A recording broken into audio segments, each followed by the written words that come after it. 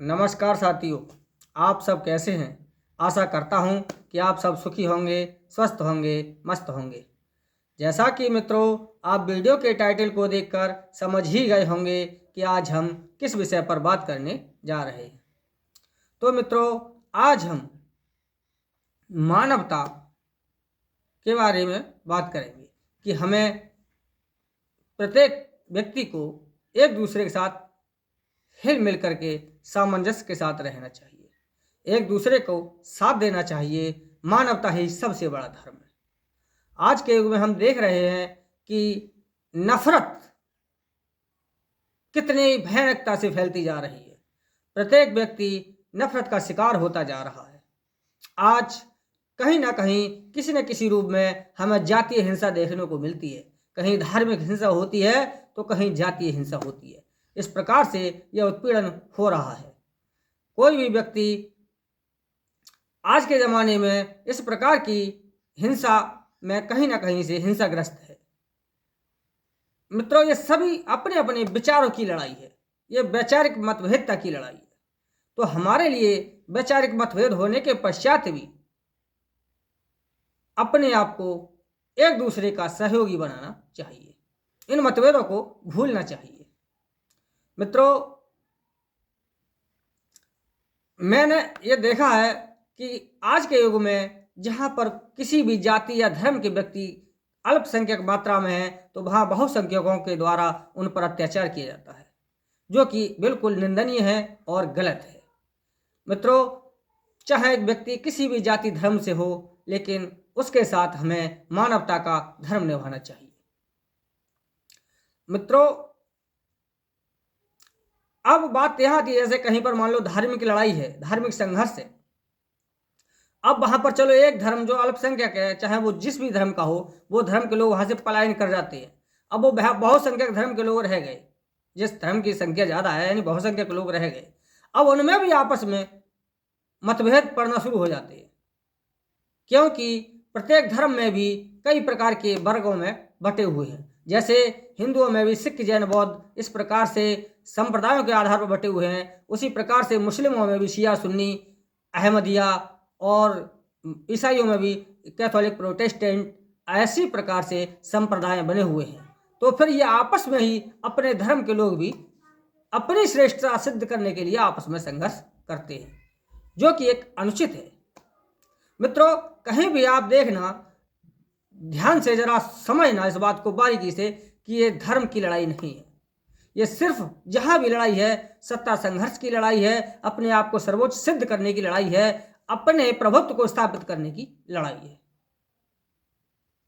यदि अगर ये धर्म की लड़ाई होती तो उदाहरण के लिए आप देखिए, जिस प्रकार से प्राचीन समय में हमारे देश में महाराणा प्रताप और अकबर के समय में युद्ध हुआ था। अकबर एक मुस्लिम सम्राट था, महाराणा प्रताप हिंदू सम्राट थे।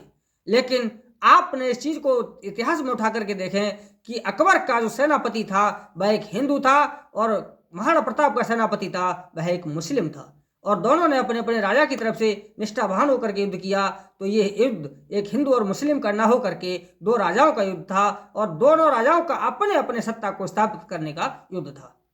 तो आज भी उसी प्रकार से जो घृणा का जो भाव उत्पन्न हो रहा है वह सिर्फ और सिर्फ धर्म के ठेकेदारों के द्वारा हो रहा है, धर्म के जो धर्माचार्य हैं उनके द्वारा हो रहा है। क्योंकि वह प्रत्येक धर्म के धर्माचार्य अपने अपनी सत्ता को स्थापित करना चाहते हैं, अपने अपने धर्म के लिए सर्वोच्च सिद्ध करना चाहते हैं। जबकि सच्चाई यह है कि कोई भी धर्म सर्वोच्च नहीं है, सभी धर्म समान है, क्योंकि सभी धर्मों का रास्ता एक ही है, ईश्वर की प्राप्ति। कोई भी धर्म मानवता पर अत्याचार नहीं सिखाता है, प्रत्येक धर्म मानवता की सेवा करना सिखाता है। तो मित्रों, इसके लिए मैं आज धर्म की श्रेष्ठता के संबंध में एक कथा के माध्यम से आपके लिए एक सिद्धांतिक जो कथा है उसे प्रस्तुत कर रहा हूं कि एक बार एक राजा ने अपने मन में विचार किया कि जो धर्म सर्वश्रेष्ठ होगा मैं उसे ग्रहण करूंगा, और उसने ये विचार अपना राज्यसभा में प्रस्तुत किया। तो वहां बड़े बड़े धर्मों के आचार्य मौजूद थे। सभी ने कहा कि महाराज, मेरा धर्म श्रेष्ठ है और मेरा धर्म श्रेष्ठ है।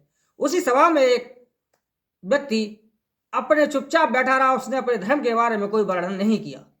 तो महाराज ने पूछा कि भाई आप भी अपने धर्म के बारे में बताएं। तो उसने कहा कि महाराज, मैं आज तो नहीं, मैं अपने धर्म के बारे में श्रेष्ठता आपके लिए एकांत में बताऊंगा और कल आपके लिए बताऊंगा। तो उनका कल मिलने का समय नियत हुआ, स्थान नियत हुआ और सभी के धर्मों के बारे में राजा ने सुना और अगले दिन नियत स्थान पर नियत समय पर दोनों की भेंट हुई। दोनों गंगा किनारे पहुंचे जहाँ की उनका उस समय और स्थान नियत हुआ था। अब उसने कहा कि बताइए, आप अपने धर्म के बारे में बताइए। तो उन्होंने कहा कि मैं यहाँ नहीं, गंगा के पल्ले किनारे पर बताऊंगा कि मेरा धर्म किस प्रकार से श्रेष्ठ है। तो वहां पर फिर नावक बुलाए गए, एक से एक सजी हुई नावें आईं, लेकिन उस धर्म गुरु ने किसी भी नाव में जाने के लिए इनकार कर दिया। अंत में एक नाविक आया, वह बोला कि महाराज मेरी नाव तो टूटी फूटी है, पुरानी है, लेकिन आपके लिए किनारे पर लगा देगी, यदि आप चाहें तो मेरी नाव में बैठ सकते हैं। तो उस व्यक्ति ने कहा कि महाराज इसी नाव में बैठिए और हम किनारे पहुंचते हैं। जब बैठ करके वह दूसरे किनारे पहुंचे तो महाराज ने कहा कि बताइए, अब आप अपने धर्म के बारे में बताइए। तो उन्होंने कहा कि महाराज आपके प्रश्न का जवाब आपको मिल चुका है। तो राजा ने कहा कि मैं कुछ समझा नहीं। बोले महाराज, जिस प्रकार से टूटी नाव ने आपको किनारे पर लगा दिया है, उसी प्रकार से कोई भी धर्म, पुराने से पुराना धर्म ले लो, नया से नया धर्म ले लो, प्रत्येक धर्म जिस प्रकार से प्रत्येक नाव आपको किनारे लगा सकती थी, उसी प्रकार से प्रत्येक धर्म आपको किनारे लगा सकता है। इसलिए सभी धर्म समान है, क्योंकि सभी का कार्य समान है। इसलिए अब आपकी इच्छा है, आप चाहे जिस भी धर्म को चुन सकते हैं, सिर्फ अपने अपने विचारों का फर्क है। महाराज ने सोचा और समझा। उन्होंने कहा तो इससे तो मेरा पुराना ही धर्म ठीक है कि तो बस अब आपकी मर्जी है।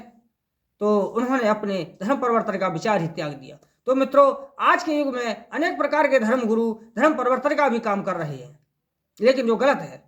हमें किसी का भी धर्म परिवर्तन नहीं करना चाहिए। जो जिस धर्म में है उसी धर्म में वह श्रेष्ठ है।